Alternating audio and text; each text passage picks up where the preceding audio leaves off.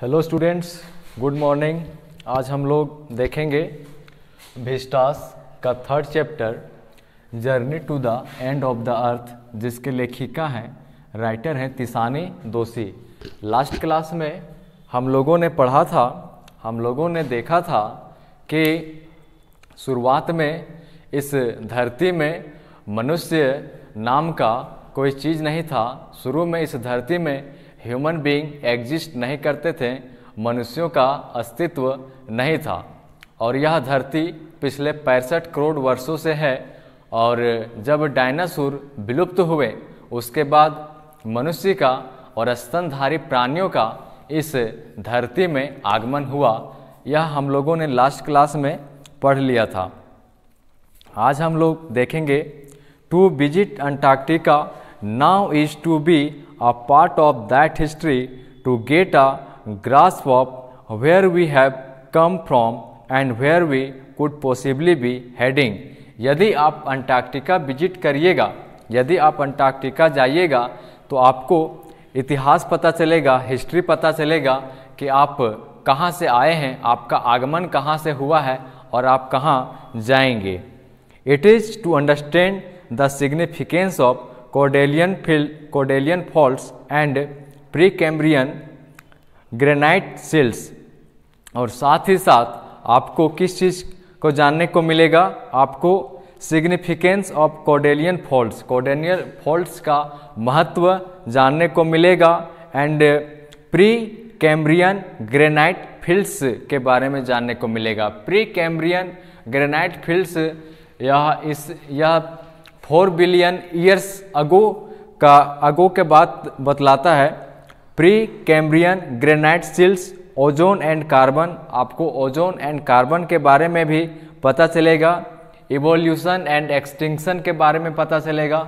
Evolution कहने का मतलब कि इस धरती में जीवों का किस प्रकार से आगमन हुआ, और एक्सटिंक्शन कहने का मतलब कि प्राणी कैसे विलुप्त हुए। जैसे पहले इस धरती पे डायनासोर नाम का भी प्राणी पाया जाता था, लेकिन डायनासोर विलुप्त हो गए और पहले मनुष्य इस धरती में नहीं पाए जाते थे, तो मनुष्यों का आगमन हुआ और साथ ही साथ बहुत सारे स्तनधारी प्राणियों का आगमन हुआ।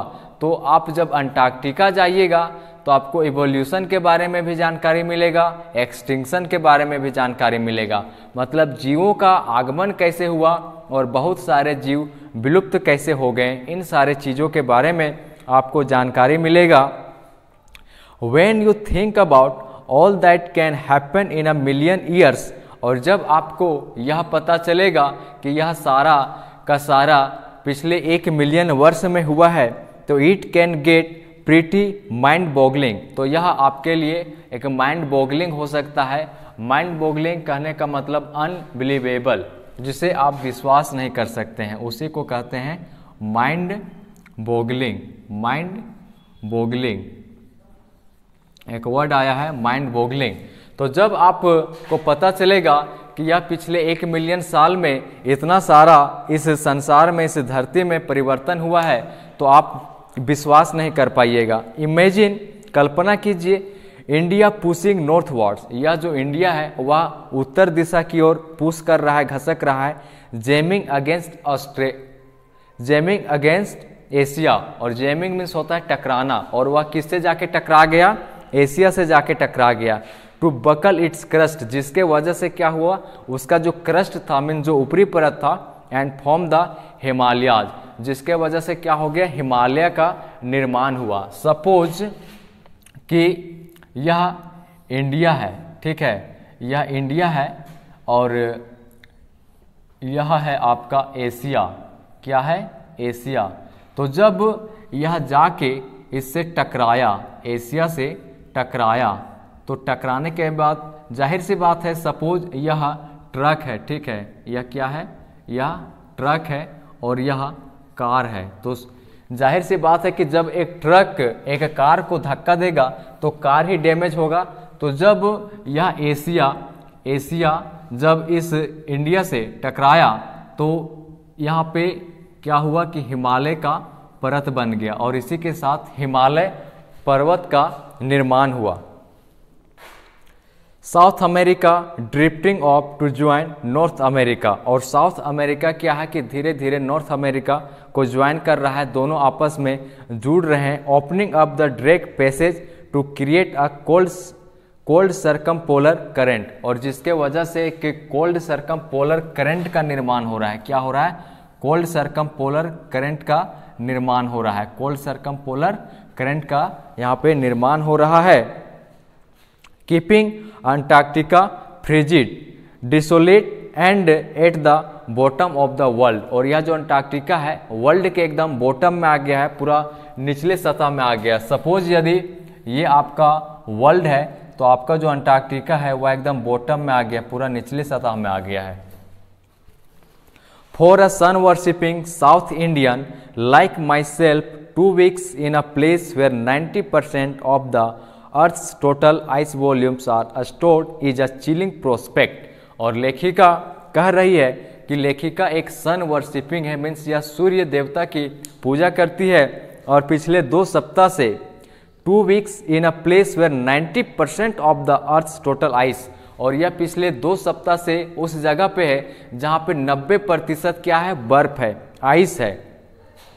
तो सोचिए यह उसके लिए कितना चिलिंग प्रोस्पेक्ट है, कितना इरिटेट एक्सपीरियंस है। Just for circulatory and metabolic function but also for the imagination, और ना सिर्फ उसके फिजिकल के लिए बल्कि उसका इमेजिन भी वह करती है तो वह एकदम सोच में पड़ जाती है। It is like walking into a giant ping pong ball, और जब वह बर्फ के परत पे चलती है, जब वह बर्फ के परत पे चलती है तो उसको ऐसा लगता है कि जैसे वह पिंग पोंग बॉल पे चल रही हो। पिंग पोंग बॉल मीन्स होता है टेनिस बॉल, तो उसको ऐसा लगता है, लेखिका को ऐसा महसूस होता है कि वह टेनिस बॉल पे चल रही हो। Devoid of any human markers, और वहाँ पे ह्यूमन मार्कर्स का कोई अस्तित्व नहीं है, उस जगह पे ह्यूमन का कोई अस्तित्व नहीं है। नो ट्रीज, ना वहाँ पे पेड़ है।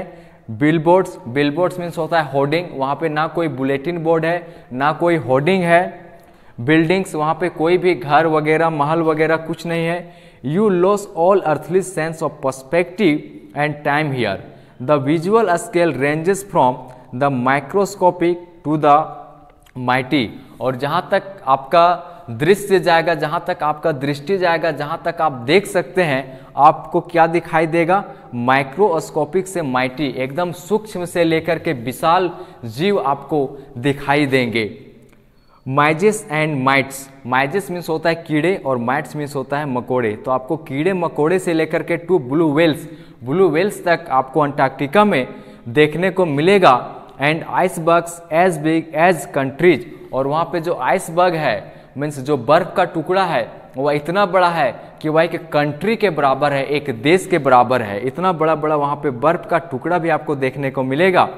The largest recorded was the size of Belgium, और जो सबसे बड़ा बर्फ का टुकड़ा था उसका आकार बेल्जियम देश इतना बड़ा था।